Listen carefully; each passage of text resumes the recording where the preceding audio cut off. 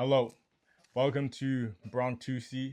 I'm Bronk, and today I'm here to talk about this hat that I've made. But before I get too much into it, I'm going to show you the process of me making this hat and how it became what it is and how the idea started. So, I was asked to do this photo shoot with a coworker of mine. What kind of work, you may be asking? Film.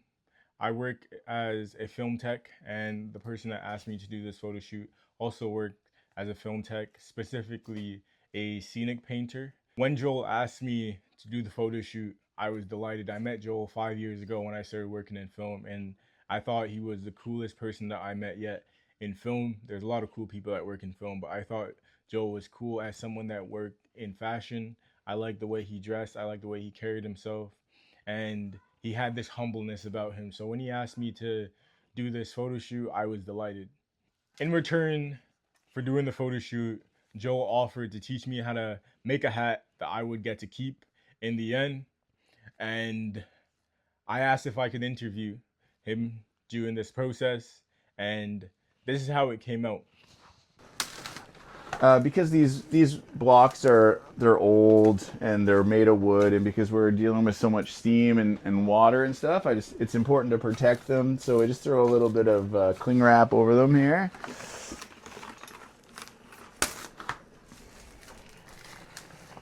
And that way they'll just last a little longer. Do you want to block the hat? Like, Yeah. do you want to give it a try? Yeah, I'd love to. Sweet. Yeah. I'll explain it to you just basically, or just roughly, and then you can give her a try. And then if you find yourself kind of getting in the weeds or whatever, you just let me know and I'll like take over. But you're not gonna damage it or anything. To be too delicate.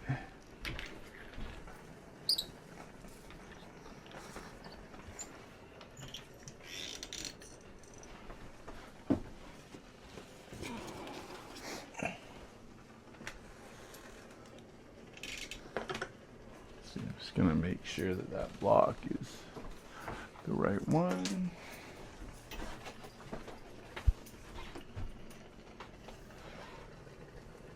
Okay. Even this videoing and stuff it's massively out of my comfort zone because I hate the sound of my own voice. How do you feel when you do things out of your comfort zone at the end of it? That are in my comfort zone? That are out of your comfort zone. Embarrassed. Yeah? Oh yeah. I find that I get uncomfortable to do things and I overthink it before I do it, but then I do it and I'm like, that wasn't that bad. Yeah, totally. Like, yeah, of course. When you're doing it, it's not that bad. But then you Yeah. can sit around and like, did I say the? Oh man, what if I sounded like Yeah. it? You know. Okay. So how do I? So just be careful because that's steaming hot water there. So you Yeah. definitely don't want it. That'll burn you. So we're just gonna throw this right on that. Okay. We'll mist it with a little bit of water,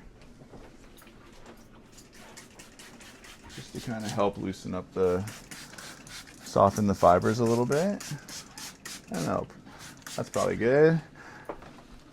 And you let it sit for how long? Yeah, we're just gonna let this sit. We'll rotate it around so it gets kind of evenly softened. You'll kind of be able to feel when it's like really malleable. Yeah. Okay. Just kind of, we'll do this all the way around. And because you don't want too wide of a brim, Yeah. we don't have to steam it too much or wet it. Like Yeah. if you wanted a cowboy hat or something with a wider brim, Yeah. I would have probably taken this down. We would have wet blocked it. Yeah. Just because then you can really stretch out the phallus. But Got it, yeah. for what we're doing here, this will be fine. Okay. And then once it gets soft enough, what Yeah. we'll do is you'll literally just force it down over this. And this is, you were asking earlier about like how I can incorporate like the presence of like a sport, playing sports to this. Yeah. This is physical. Like this kind of like, this satisfies the physical needs. Yeah. Okay. So you'll force it over this. We will. This is a little cotton twine with or rope with a hatter's knot, which is just basically like a slip knot, and then this tool here, which is a puller downer. Okay. And then this here is a brim stretcher or whatever. Okay. So steaming it this way, it doesn't heat up this part of the hat. No, it doesn't really, and that's why I say like if I was, we'll also like steam it a little bit like this. But if I was making a cowboy hat, I probably would have to use a different setup. Okay. But for what we're doing, this will be fine. And it just takes a little bit of time to soften up the fibers.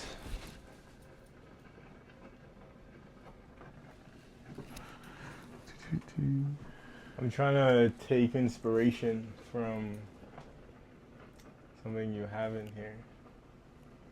One of the hats that I know I like the height of this one, even if like you could do something like higher, that would be cool. I think I'd wear that. Oh yeah, you know like a tall. Like the top, like the length. So if it could be like a little bit higher and the brim like maybe a bit wider. Yeah, well, we can make the brim a bit wider. I won't be able to make the crown any taller because in your size, I don't have a taller block. Okay. But this is, you'll see, once you get this blocked, it will look tall. Like it's, when you leave it open crown, this is called open crown, and it looks tall, and then when you go to shape it, then it comes down, and then it only sits like 4 to 4.5 inches or something. Yeah. So, like something like this hat over here, this Tom Mix hat, when it was open crown, it looked ridiculously tall. Like it looked like a Curious George, the man in the yellow hat. Yeah. Like I'd like it also in a way like where I can, not like take it off like this, or how that hat you could just like put your hand in the middle. Do you understand? You want it like that's called a pinch. Yeah, like but on the side. Yeah. In a way. Sure. Okay, I've never done this, so like I don't know the possibilities, but I'll let you. Well, and see, here's the other thing, and this is why I don't consider myself necessarily a hat maker. Like I like making hats, but I'm not trying to be like a hat maker, and I'm not necessarily trying to like follow all the rules and stuff because I don't think that like I like hats that look beat up, but I don't like purposefully beat up hats. I just like I make a hat kind of in a very DIY way, and then I wear it to work, and I wear it every day, and it just beats itself up naturally. I'm not delicate with it, I think there's a place for Stetsons. They're amazing. They're beautiful. They're traditional. They're gorgeous. And there's a place for $2,000 fashion hats too. They all deserve a place, and I have much respect. I know milliners who have studied it all around the world, and I have so much respect for those people, but that's not what I'm trying to do. I just like making shit. And I make crappy music. I make crappy hats. Edit that part out. Okay, I feel that. I think that's pretty good. So let's soften up this brim just a bit. Just around here.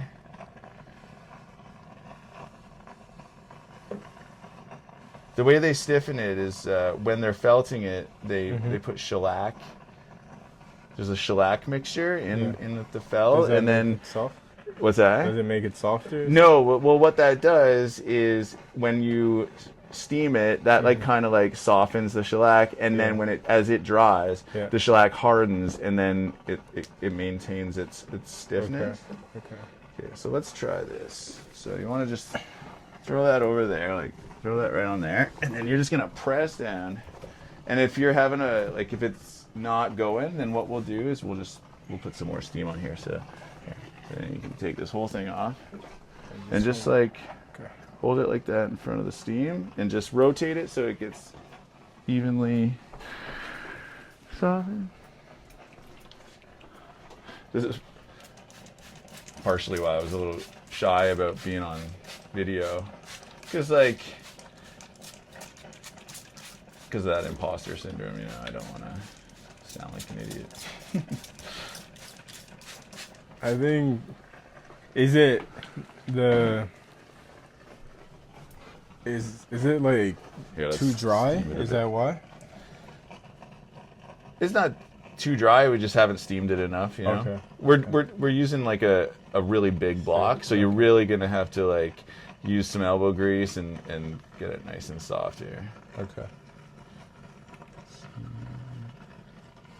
A little bit here. Throw it back down here. Now what's this?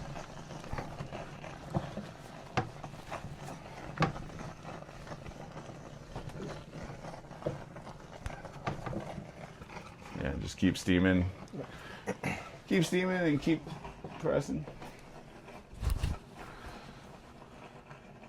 And then what I can do, Bronk, and maybe I should have done this, is I can go get like the lobster pot and we can just soak that, and then you'll be able to do it no problem. It'll be way easier. We've already started this. I'm good with Okay. just continuing.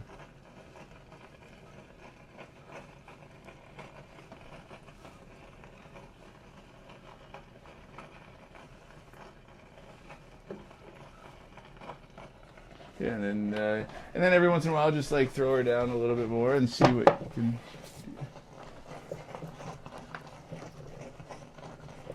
There's also the iron here, Bronk, that we can use.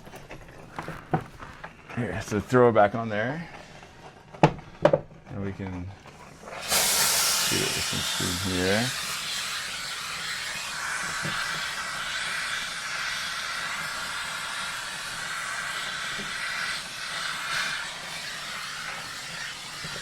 Give that a try.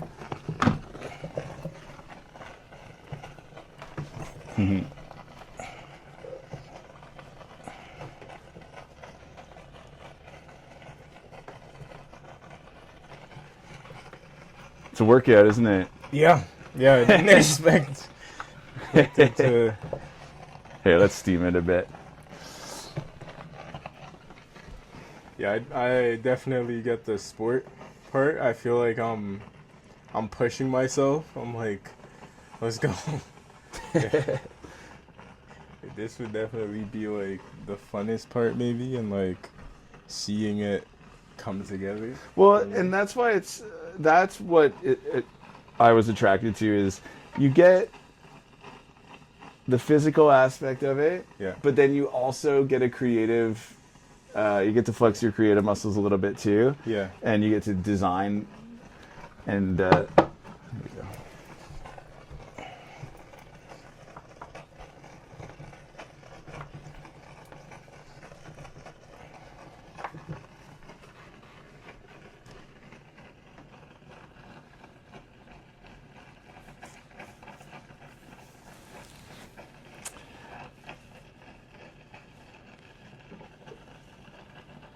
So you said you moved here when you were 16? Yeah. Where'd you grow up? Like, where'd you? Oh, were you in Jamaica until 16, and then you moved No, here? I moved to Canada when I was 9 years old, Oh, where'd you start out?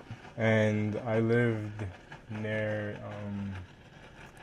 Jane and Trithie Way. Do you know that area? No. That's near in North York, so it's just maybe like from downtown half an hour. Oh, I know where Trethaway is. Yeah. Yeah, that's Yeah. up near like, is that like Black Creek area? Yeah.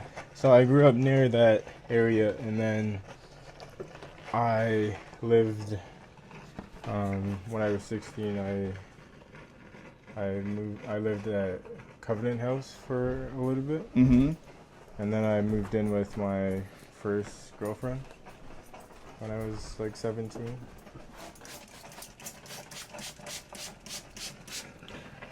Steam the top of it too. Yeah, the reason why I asked about how long you and your partner has been together as well is because I find that when I was younger, I liked sports more than anything, Mm-hmm. and with the condition that I went through living with my stepmom, like that was my outlet, and I found that it helped me the best. So that's just like what I would do most of my time. And what were your sports? I played rugby growing up. Really? Yeah. So I played rugby. I played hockey. I also played baseball. My my gym teacher, We're almost there. Here, leave it on there. It's not really steaming, unfortunately.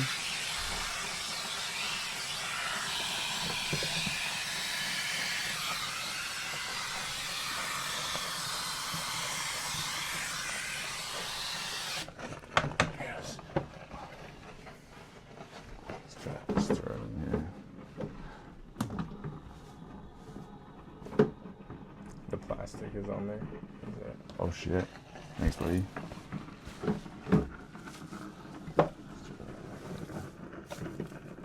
So, yeah, my first relationship, I didn't realize what was happening, that I was getting into a relationship until I was in it. And I think I'm still navigating like the whole dating world. Yep. Because I think I don't focus on it enough, or put in. I don't know how to try that. And then put your hand on the top, and then pull down like that, and then spin it, and then just keep working your way around it. Yeah, I don't even think we need this anymore. Okay, cool. So now what we'll do.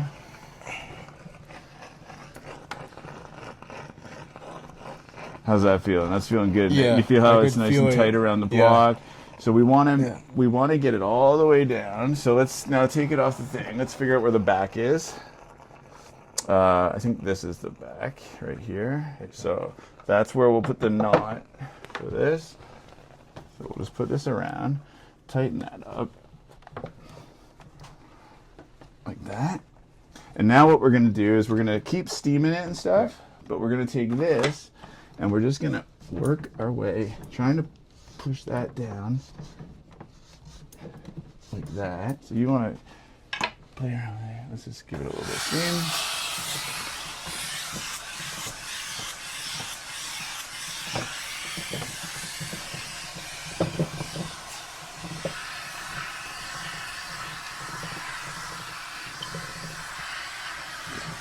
Try that. And then, yeah, just work your way down. When you started doing this for the first time, what did you find the hardest and like the most challenging thing to do? Well, because I was using very limited resources, like this is the first thing I was using. That tool there, Yeah. that was given to me very graciously by a real hat maker here in the city, Jay at Coupe de Tete, who's amazing. He makes wonderful hats. He's a great guy, super nice, super supportive. He's been very helpful in helping me acquire felts. He gave me that tool, but before that I was just using this like soup spoon. Yeah. And I didn't have a brim cutter. I was just using scissors. So the brims were all like wonky and misshapen. And so the hardest thing was just, I didn't know what I was doing. And to an extent, you know, you're always learning. So are we going all the way to the bottom? Yeah, so now we can probably take it off this stand here. And now you're going to basically try to get that all the way to the very bottom. So just keep steaming. Soften up the brim with this. We're going to try to avoid like wrinkles and stuff. So that what you can do is take it right to the edge here and pull it down like that. And that will help you. Take out the ring. Wrinkles. And you know, anything can happen too if you get too kind of caught up in rushing or just trying to force something. Like I've had felt rip because I've oversteamed it or I've used too much force trying to pull it down and stuff. So it's just kind of listening to the material in a way, you know. You start to kind of, you can feel it. You can feel when it's ready. You can feel if you're using too much force. You got to kind of listen to. Do you want to steam a bit? Yeah, here, I'll flip this back on, and then you can just take this and we'll just do the same kind of thing. Okay. Or you can use the iron. The iron. I think if that's off, you can just leave it off. Okay. Here.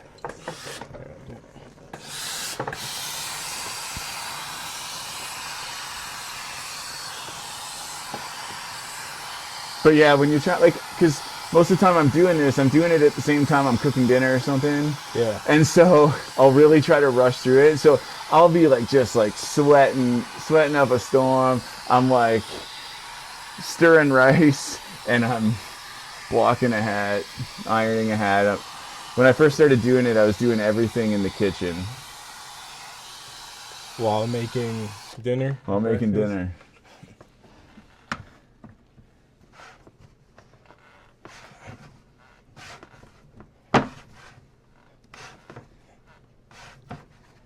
Yeah, you're almost there. And then this thing also is helpful. And what this does is that helps you pull it down, but while keeping the brim in the right shape. Let's see. I just want to see where we're at here. We're almost there, buddy. And it's important to get all the way down at the bottom because you want eventually, like we're going to iron out this brim next, flatten it out, and you want it to be perfectly straight all the way across so that when we sew in the sweatband, it'll be nice and even. Okay. It'll make it easier. Okay. You're almost there. So just keep working that around. Can I ask about how much you would pay for the hives? For these felts? The felts of it? Yeah, I can tell you what the felts are cost. Now, because I order in small quantities, I don't get like wholesale pricing and stuff like that. So it's a pretty expensive hobby. The felts, if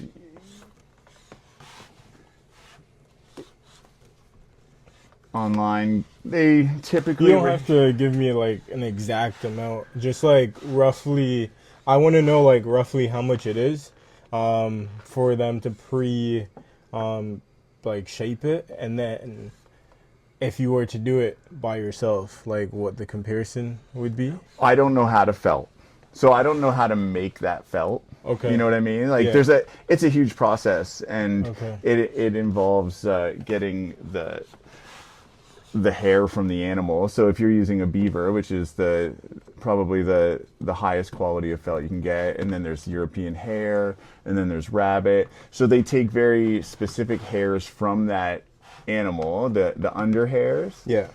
And then there's a huge steaming and felting process that I don't know how to do. Okay. And then they stiffen it and partially block it. And that's what you saw, like those hat bodies there. Yeah. They cost me anywhere, like depending on the weight of this one here, I would say this is about maybe 160 to 200 grams. So it's considered like a mid-western weight. Okay. So it'll be nice and stiff. You could make like a cowboy hat, or definitely like a sturdy fedora with a wide brim. Yeah. There's dress weight, which is a much thinner, more of a summer hat. They range from about 115 grams to sometimes way less. Okay. Price-wise, I've seen them anywhere from 100, depending on the quality of the felt, depending on the type of felt, anywhere from like 100 American to like 600 American just for the body. Yeah. Plus shipping to Canada, plus tariffs, all that fun stuff. Okay.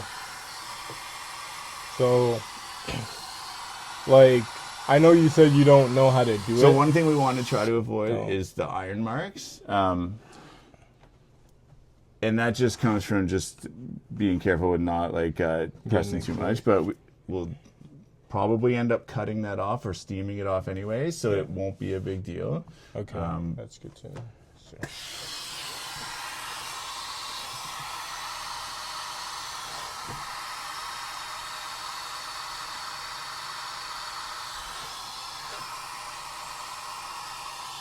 How would that permanently stay in the? It can, yeah, it can. Okay.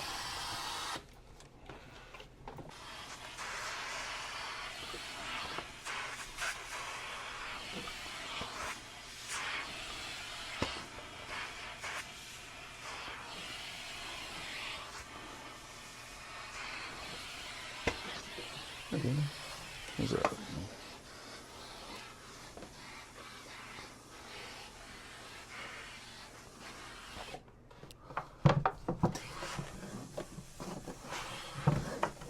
So after you get it to here, then we have this tool here, which is, and it's basically just to really secure that brake line there.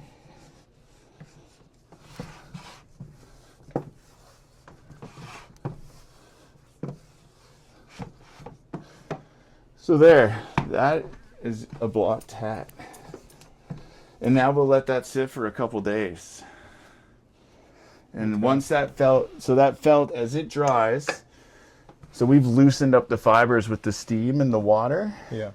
And then as it dries, it's gonna kind of shrink right to the block. It's gonna re-stiffen up. And then eventually what we'll do, when it's dry, we'll take it off. Yeah.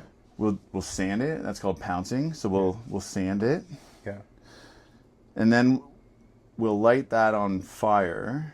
Okay. We'll fire it. And what that'll do is burn off all the loose hairs that we've sanded off, and as well as tighten up the fibers of the hair. Yeah. And which will just add another level of weather protection and also help stiffen it a little bit. Yeah. And then from there, we will, let's see here, sew in, I think these are lamb skins, so sweatband. Okay. All right, so what we would do is, so take a hat like this. This is what that will be like this basically. Yeah.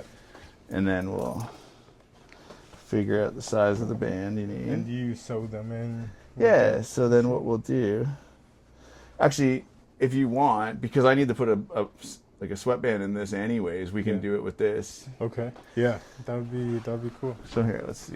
Let's do it. So.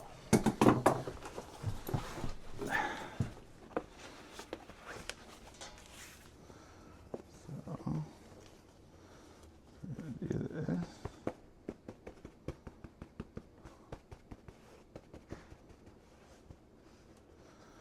Figure out the size.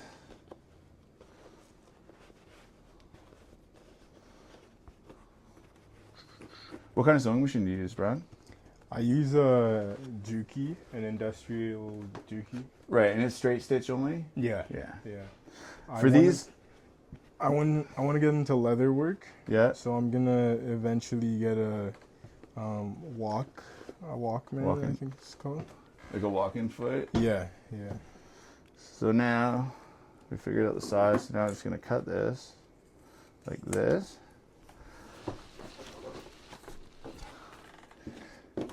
I'm really learning on. I'm starting to learn or practice cleaning up as I go, because I end up with just crap everywhere. As you can see, like, not conducive to workflow. I have the same problem. It's funny too, because I really struggle with chaos, like kind of like how you were describing earlier. You need structure, but you also kind of get bored by structure a little bit. Yeah. I appreciate chaos. Yeah. and I bring an element of chaos. But that's why I need my surroundings to be Structured. immaculate, like, Yeah. which they are not right now. But I need calm around me in order to. Do you think? Yeah. So then this has a little plastic reed in it like that. Let's bring that out here. This here. Next, we're gonna come over here to the sewing machine. Do you sew standing? No, I sit on this little stool. I was gonna say that's the most impressive thing I've seen.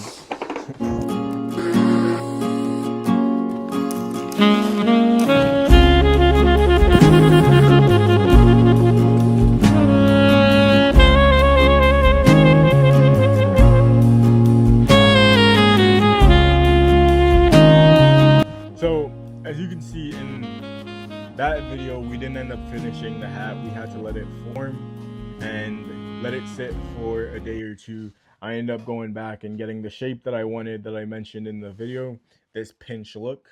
I added the accessories that you see here.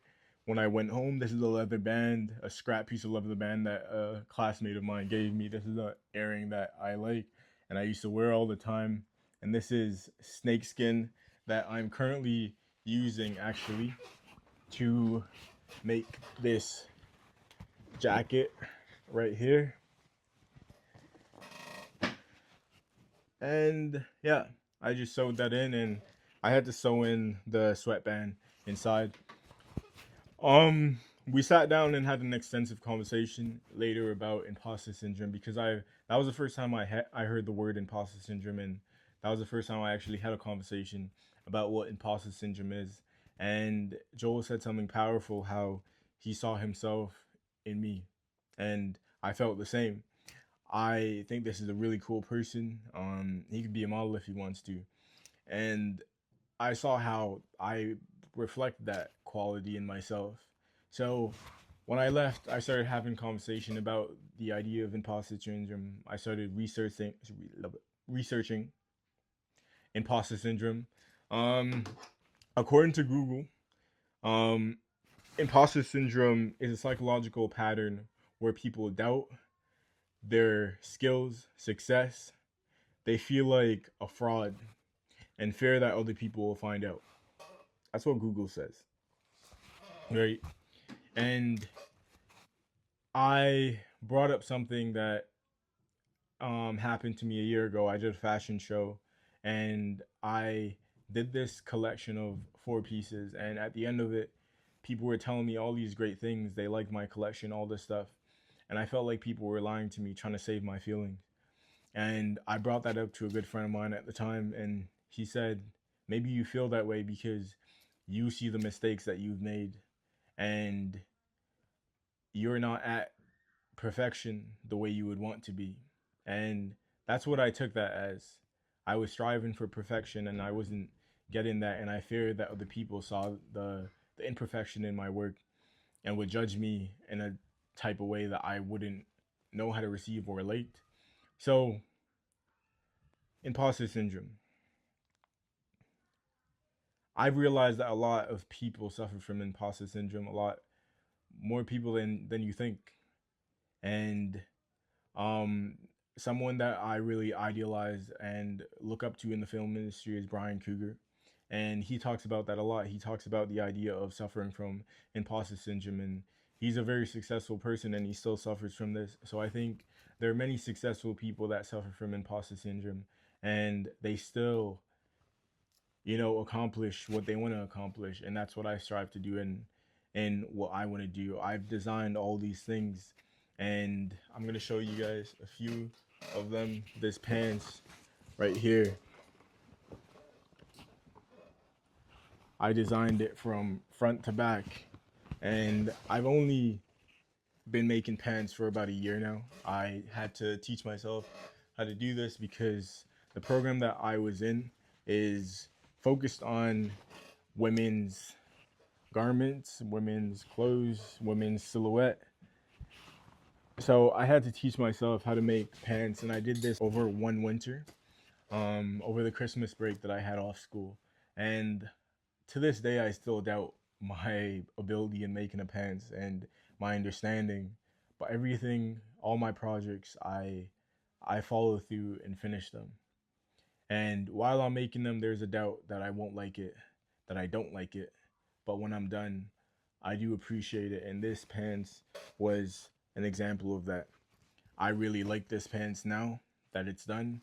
And that's what I've taken from the experience of making this hat with Joel and, my experience of doing a fashion shoot. And I still feel like this is something that I deal with and I will continue to deal with. I don't think it's something that you just wake up one day and get over. But I share this video because I want you guys to understand, no matter how great you are at something, no matter how great someone else is at something, there will always be a sense of fear. And I wrote this quote that I'm going to read off my wall. Um, it says, "Do it even when it's hard. Do it scared. Do it when you don't want to. You got this." And that's something I wrote to myself because there's so many times that I'm scared of creating something. I'm scared of making a strive at something, but I always try to do it anyway because fear can be a weapon, it can be a roadblock, but it can be a tool. It can push you in the direction that you want to go in when it comes to your creative ventures, your creative ideas. And I hope that the person that watches this video all the way through will learn that no matter how scared you are at whatever you want to do, no matter how scared you are, do it. Make the effort and see it all the way through. And like I brought up in this video, where I was making the hat with Joel and Joel was teaching me how to make the hat, at the end of things, I do feel like it wasn't that hard. And I could never, inflict that onto someone else. As Joel said, he feels like, he hates listening to his voice at the end of it. But for me, there is nothing wrong with his voice. And like, I don't think I need to praise him as a person. I just want other people to understand that no matter how perfect someone comes across, there's always something that they're dealing with, we're dealing with. But we all are individuals with individual ideas, and you just got to try. So I hope you learned something from this video. Thank you for taking the time to watch. If you do watch it till the end, leave a comment, leave a like, maybe subscribe. But I hope you learned something from this. You have a great day.